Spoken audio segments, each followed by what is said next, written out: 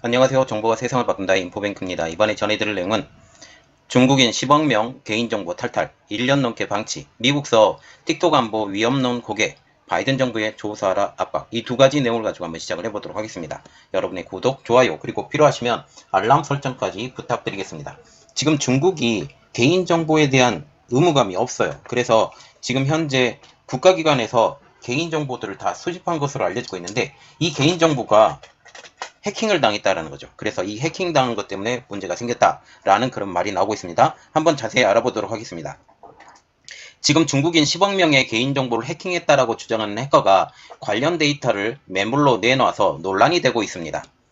지난달 30일이죠. 차이나덴이라고 이름으로 활동하는 해커가 중국 주민 10억 명의 개인정보를 20만 달러, 한국 돈으로 약 2억 6천만 원어치의 비트코인을 받고 팔겠다라는 글을 온라인에 올린 것입니다.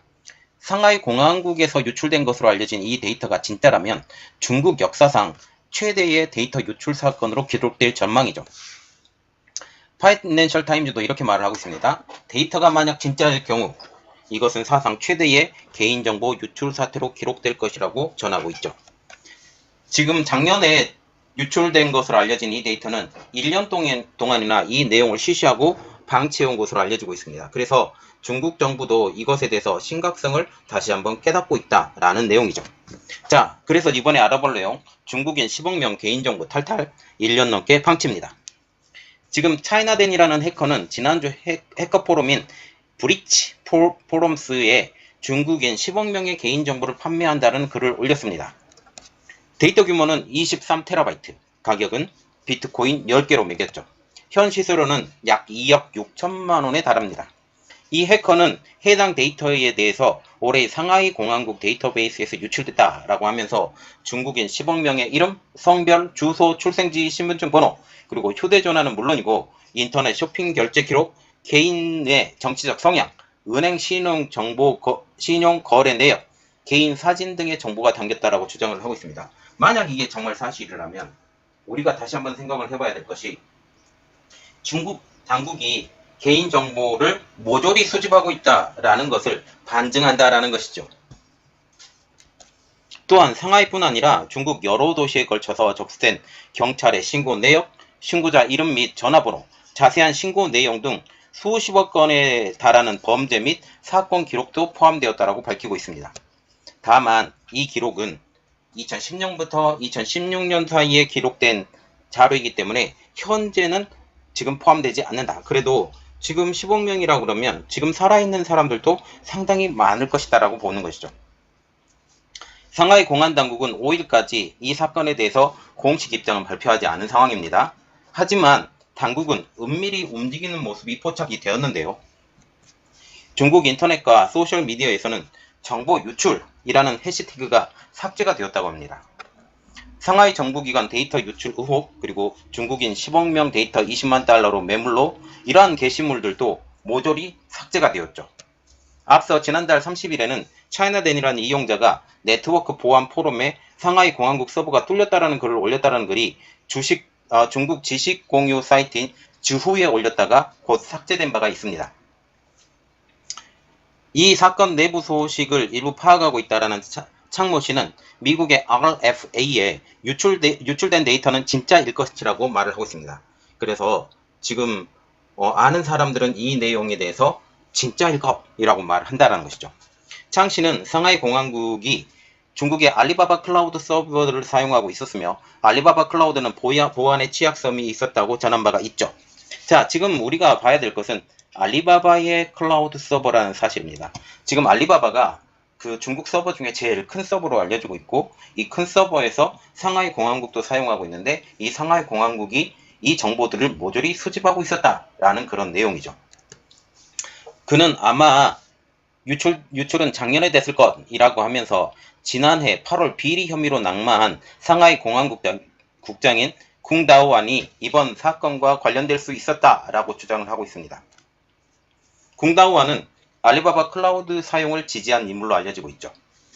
해킹 전문가들은 판매 게시글에서 밝힌 데이터 출처 정보를 분석해서 데이터가 유출된 서버가 물리적으로 인터넷과 격리된 서버이며 알리바바가 제공하는 사설 클라우드 서버로 보인다라고 전하기도 하고 있습니다. 자, 그러면 지금 밑에 그림이 하나가 있는데 지금 밑에 그림에서 네모로 박스 쳐진 게 있죠. 박스 쳐진 윗부분 GOV라고 하고 있고 SHGA-GOVCN 이것은 결국 해커 상하이 공항국 데이터베이스 유출 파일의 판매를 하는 게시글입니다. 그리고 밑에 그 도메인이 적어져 있죠. 이것은 그 상하이 공항국 관련 서버 주소로 보입니다.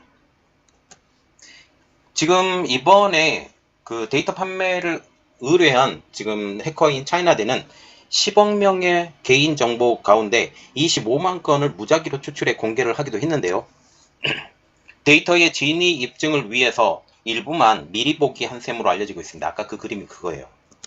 이를 분석한 인구 통계 전문가인 이프센 미국 위스콘신 의대 연구원은 4일날 자신의 트위터에 25만 명의 데이터는 완전히 무작위라고 하면서 4,775개의 서로 무관한 지역이 확인이 되었다. 이거 25만 건을 전부 다 분석할 사람이 있었대요. 그런데 이분이 이 자체가 무작위로 된 것, 그리고 일렬로 어디 지역만 이야기한 게 아니라 여러 지역에 걸쳐서 이 사람들이 분포가 된 것에 대해서 이야기를 하고 있죠.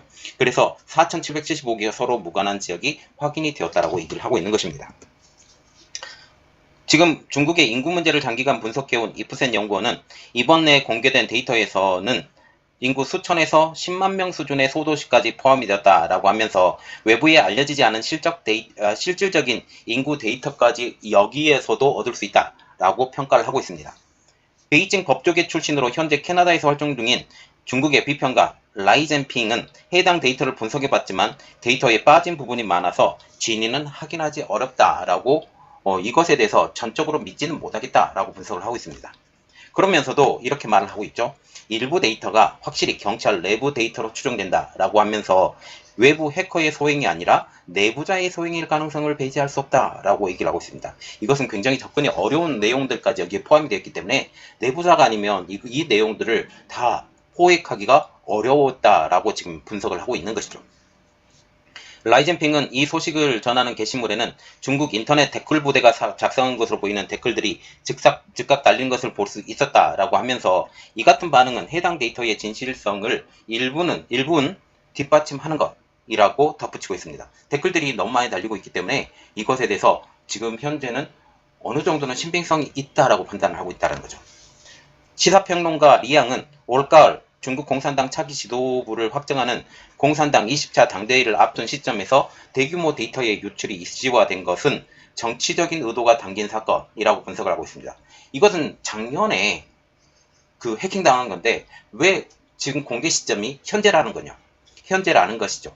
현재여야만이 어떤 이슈몰이를 할 수 있다라는 그런 분석 때문에 아마 정치적일 것이다 라고 분석을 한다라는 거죠.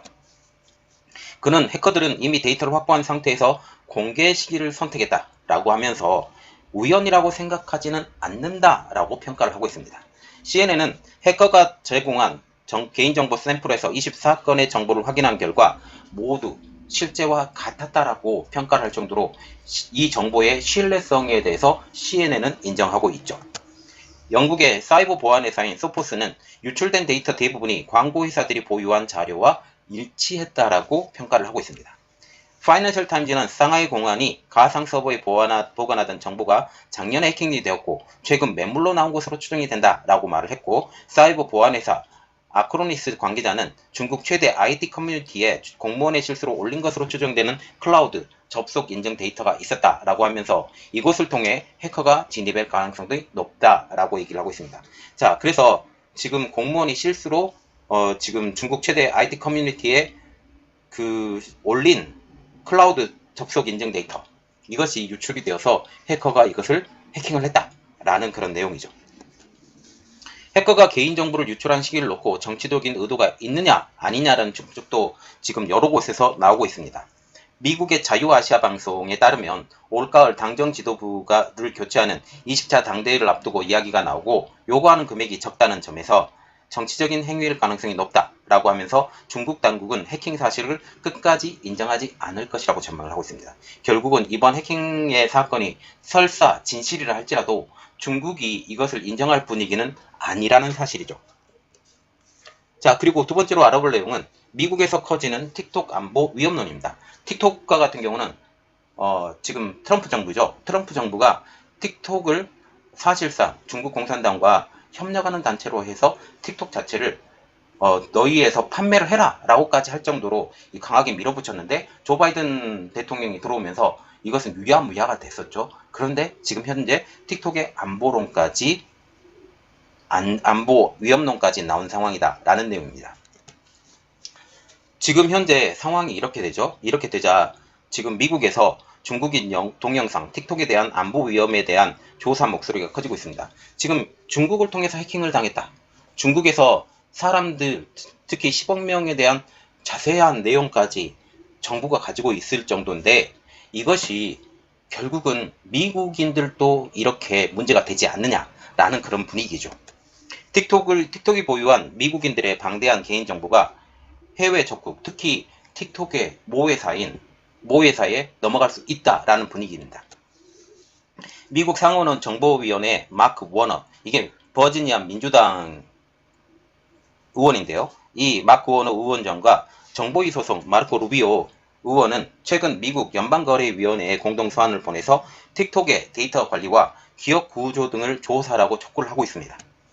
이는 틱톡의 모회사인 바이트댄스가 반복적으로 미국 이용자들의 개인정보를 접근했다는 언론 보도가 나온 뒤에 이뤄진 조치입니다. 한국도 지금 틱톡을 사용을 하고 있는데, 여러분들 틱톡 사용하는 것 되게 조심하셔야 됩니다.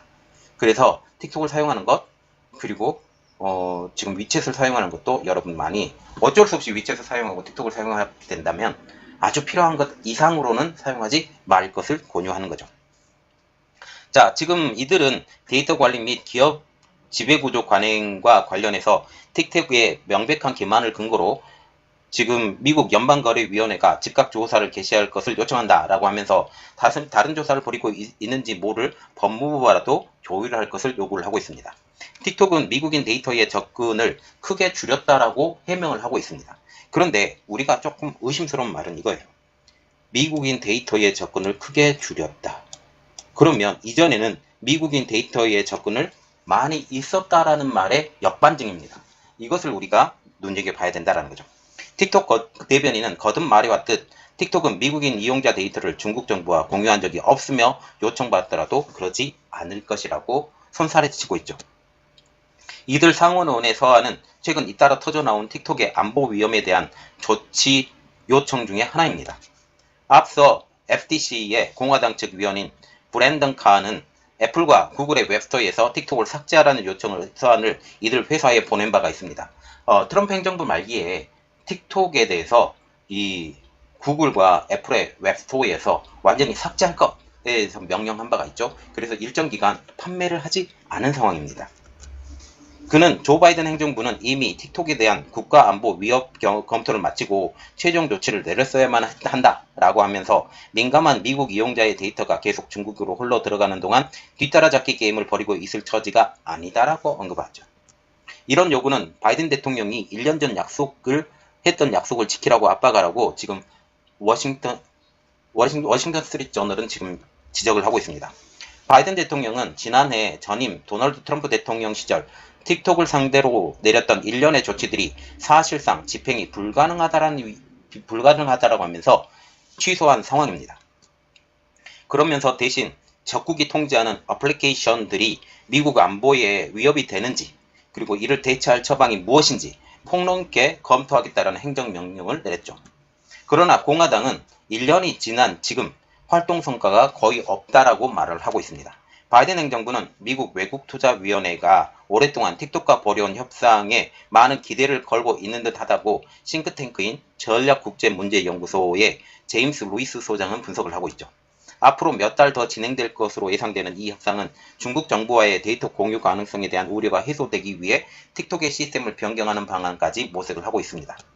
워싱턴 스트리트 저널은 중간선거에서 공화당이 상원이나 하원을 장악할 경우 틱톡 문제가 더 큰 이슈로 부각될 수 있다라고 전망을 하고 있어요. 자, 지금 우리가 계속 지금 제가 준비하고 있는 것이 미국의 중간선거를 준비를 하고 있습니다. 미국의 중간선거에서 공화당이 사실상 상원하고 하원이 다 쓸어버릴 가능성이 높아져 가고 있어요. 이럴 경우 틱톡 문제는 당연히 해결이 될 것 같고, 또한 이렇게 되면 바이든 행정부에 레임덕이 일어날 가능성이 높습니다. 루이스 소장은 정부는 그동안 뭘 했는지에 대해서 좋은 답변을 갖고 있어야 할 것이라고 하면서 공화당원들은 틱톡을 쟁점화할 의향이라고 신호를 보내왔다고 말을 하고 있죠. 자, 지금 보시면 인구 10억 명의 정보, 이것이 작년에 상하이에서 유출되었다. 상하이에서 유출되었는데 아직까지 중국 정부는 손 놓고 있었다 라는 내용과 또한 틱톡 문제가 이슈화될 것에 대해서 지금 이야기를 하고 있습니다. 이러한 문제가 그냥 연결이 돼 있는 거예요. 왜냐하면 10억 명의 사람들의 정보가 정부 하나하나에 다 속속들이 들어 있었다라는 사실이죠. 개인정보까지, 그리고 그가 어떤 일이 벌어졌는 것까지 다 나와 있는 상황에서 이러한 것들이 중요한 내용으로 나오고 있습니다. 자, 그러면 우리는 어떻게 해야 될까요? 우리는 지금 화웨이에 그리고 중국의 서버를 사용을 해야 되는가? 라는 그런 생각. 이러한 것들은 우리는 분명히 하지 말아야 된다. 그리고 틱톡의 사용도 되도록 줄여라 라고 생각을 해야 된다는 거죠. 이것을 우리가 더욱더 생각하고 여러분들 틱톡 많이 사용하고 있으면 틱톡의 사용을 많이 자제해 주시기 바랍니다. 지금 이 내용이 여러분들에게 도움이 되셨다면 구독과 좋아요 그리고 필요하시면 알람 설정까지 부탁드리겠습니다. 감사합니다.